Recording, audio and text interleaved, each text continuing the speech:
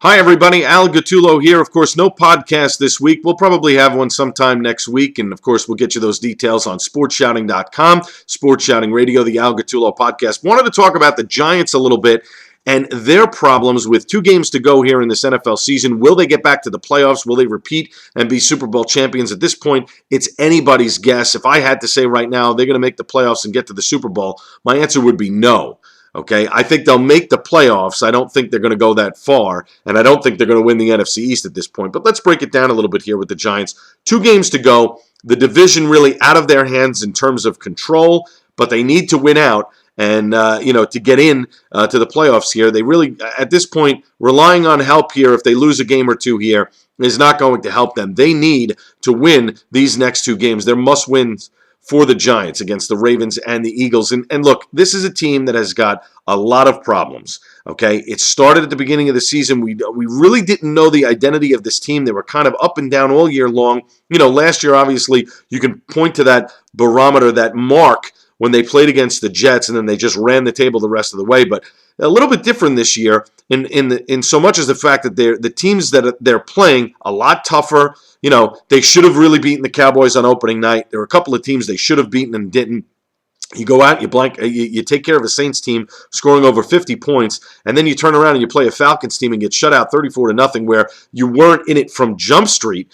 And this is a team with a lot of problems, but let's start on the defensive end first before we shift to the offensive end, because, again, there's problems on both sides of the ball here. On the defensive end, you've got a Pro Bowl front 4 not playing like one. You've got guys who can get to the passer. You've got the Justin Tucks and the Osi Umenyiores, the Jason Pierre-Pauls. You've got, Mathias Kiwanuka. These are guys, the Cantys, the Bowleys, guys that can get to the quarterback, and they're not getting to them. Tuck has played awful this season. Nobody's really talked about Justin Tuck. Everyone's talked about how Osi hasn't gotten to the quarterback and he's lost a step or 2. Okay, Osi's a little long in the tooth here, but he can still play. Jason Pierre-Paul really having a subpar season. He's got a couple of sacks. He's made a couple of nice games. He's had a couple of nice games, but has not put together the entire package of a season. And to be honest with you, it's disappointing. But Justin Tuck is the bigger disappointment. He's just not playing up to where he should be. And all of them have not played up to where they should be. The Giants' defense is predicated on their front 4. Their front 4 getting at the quarterback. And it helps with the deficiencies that they have in the linebacking core and the secondary. If that front 4 gets at the quarterback, it doesn't expose the rest of the defense. But the defense is being exposed. The secondary has not played well all season. Prince Amukamara up and down.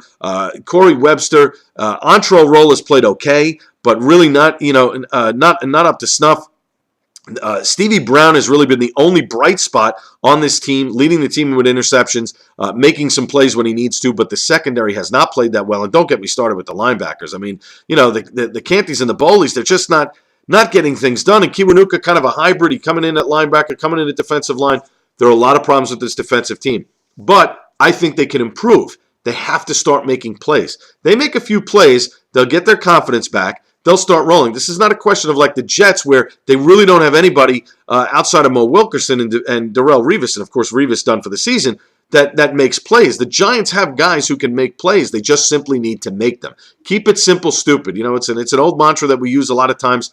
But really, let's keep it simple here. Let's get at the quarterback. That's what they need to do. We need to shift these things a little bit. Need to get different guys rushing at the quarterback and create chaos so you don't know where that defensive player is coming from. Whether he's lined up on the edge, whether he's rushing up the middle, they've got to do something to change it up. Now, let's shift to the offensive end of the ball. Eli Manning has not played elite this year. I think we can all agree on that.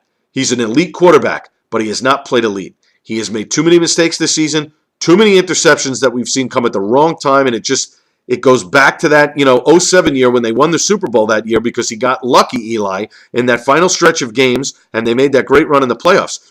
He makes too many mistakes. The throwing off the back foot, interceptions at the wrong time that kills the team. Opening drive against the Falcons on Sunday. Not a good thing. He's another one's got to get back to the basics here. When Cruz is alone in the wide receiving core and Hakeem Nicks isn't there, there's an exposure there.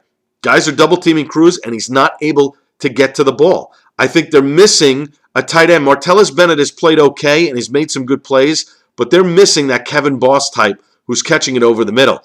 Bennett hasn't done it enough this season to show me that he's the guy, the focal point. He's not. And I don't think Eli has enough confidence in him. He'll continue to throw the ball to him, but I don't think he really has confidence in Bennett like he's had in his tight ends in the past. Now, the running game, look, Ahmad Bradshaw's been injured. You really can't fault the guy too much because he wants to play hurt. And when he gets going, boy, does he get going. And Brown, I mean, the kid is just, he's unbelievable. I'm sorry, not Brown. Wilson.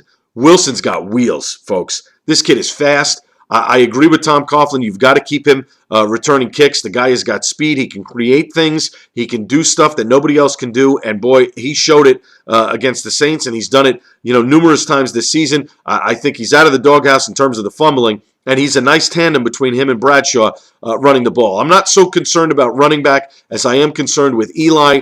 And the other thing that I think this team as a whole has been a big problem is the fact that they're relying too much on the Eli mystique. Oh, don't worry about it. We're down 10. We're down 14. Eli's going to come in the fourth quarter. He'll take care of business. Couple touchdowns. We're right back in the game. It can't work all the time.